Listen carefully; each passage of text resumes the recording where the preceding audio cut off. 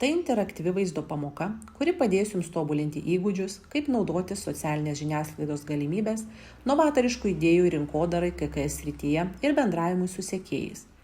Turėdami šios įgūdžius galėsite pasirinkti socialinės žiniasklaidos platformas pagal auditorijos elgesį ir rinkodaros tikslus, kurti strateginį su prekės ženklų suderintą turinį, kuris remia rinkodarą ir auditorijos augimą, efektyviai bendrauti su sekėjais, naudoti pagrindinės socialinės žiniasklaidos analitinės priemonės.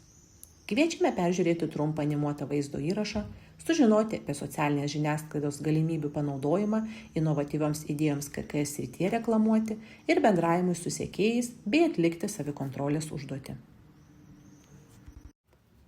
Kultūros ir kūrybos sektoriuje svarbu būti matomam. Socialiniai tinklai padeda parodyti savo darbus, susisiekti su žmonėmis, kurie vertina jūsų stilių ir sukurti nedidelę, bet reikšmingą bendruomenę, susibūrusią aplink jūsų kūrybinės idėjas.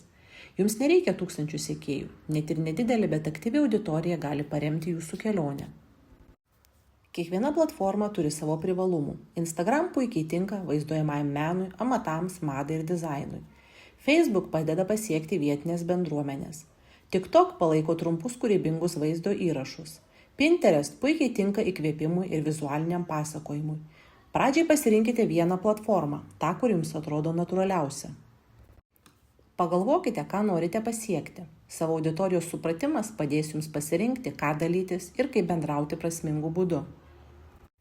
Norint pradėti, jums nereikia profesionalios įrangos. Nuotrauka padaryta išmaniuoju telefonu, trumpas pranešimas apie jūsų idėją, užkulisinė nuotrauka ar paprastas vaizdo įrašas jau gali sukurti ryšį. Žmonės labiau vertina autentiškumą nei tobulumą. Pradėkite nuo mažų dalykų, neskubėkite ir palaipsniui stiprinkite pasitikėjimą savimi. Socialiniai tinklai tampa reikšmingesni, kai dalijate savo istoriją. Galite pasakoti apie savo įkvėpimą, kultūrinį kontekstą, kūrybinį procesą ar emocijas slypinčias už jūsų darbo. Istorijų pasakojimas padeda žmonėms suprasti, kas esate ir gali paversti sekėjus jūsų rėmėjais. Kas daro turinį įdomų? Aiški, paprasta ir vizualiai patraukli informacija. Trumpas aprašymas, reikšmingas vaizdas, jūsų stilių atspindinti spalvų paletė. Trumpas vaizdo įrašas rodantis jūsų darbo procesą. Nereikia sudėtingo redagavimo, užtenka sąžiningumo ir kūrybiškumo. Nereikia skelbti kasdien, pakanka kartą per savaitę ar kas keletą dienų. Nuolatinis skelbimas padeda jūsų auditorijai jūs prisiminti. Jei skelbimas kelia stresą, paruoškite turinį iš anksto ir pasidalykite juo, kai būsite pasirengę. Socialiniai tinklai turėtų jūs remti, o ne daryti spaudimą. Kai kas nors komentuoja jūsų darbą, mėgsta jūsų įrašą ar siunčia žinutę, atsakykite maloniai. Paprastas ačiū arba trumpas atsakymas gali padėti užmegzti pasitikėjimą ir paskatinti žmones likti ryšyje. Bendravimas neturi būti tobulas, svarbu šiluma ir pagarba. Kartais socialiniai tinklai atneša nemalonių žinučių.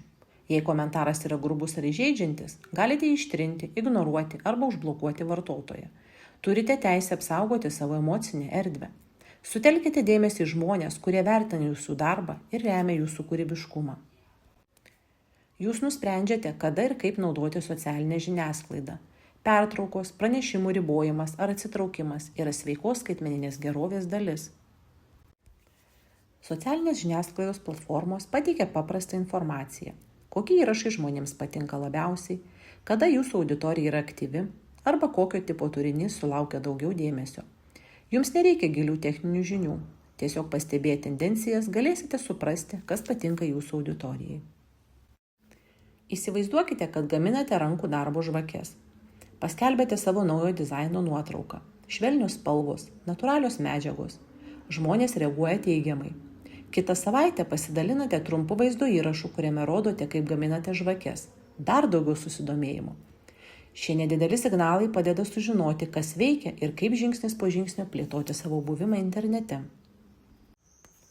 Laikui bėgant atrasite savo balsą socialinėje žiniasklaidoje.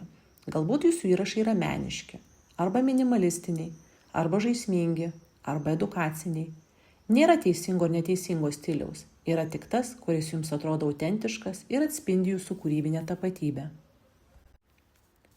Kiti kūrėjai gali jūs įkvėpti, bet venkite savęs lyginimo su jais. Kiekvienas auga skirtingai.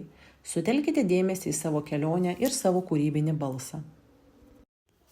Daugelis kūrybingų verslininkų auga lėtai. Po vieną įrašą, po vieną sekėją. Maži žingsniai veda prie nuolatinės pažangos. Socialiniai tinklai nėra varžybos, tai erdvė ryšiams, saviraiškai ir augimui. Atminkite, jūs turite kažką unikalaus, kuo galite pasidalinti. Jūsų kultūra, patirtis, vaizduotė – visa tai praturtina kūrybinį pasaulį.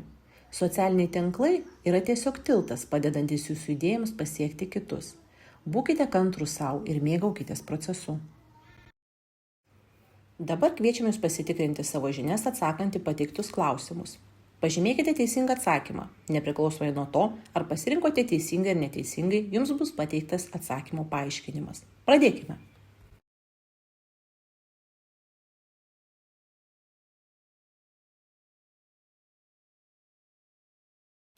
Ši pamoka baigta. Dėkojame už dalyvavimą. Sekite studijos programą, kad pagilintumėte savo pagrindinės kompetencijas reikalingas verslumui kūrybinėse pramonės šakose.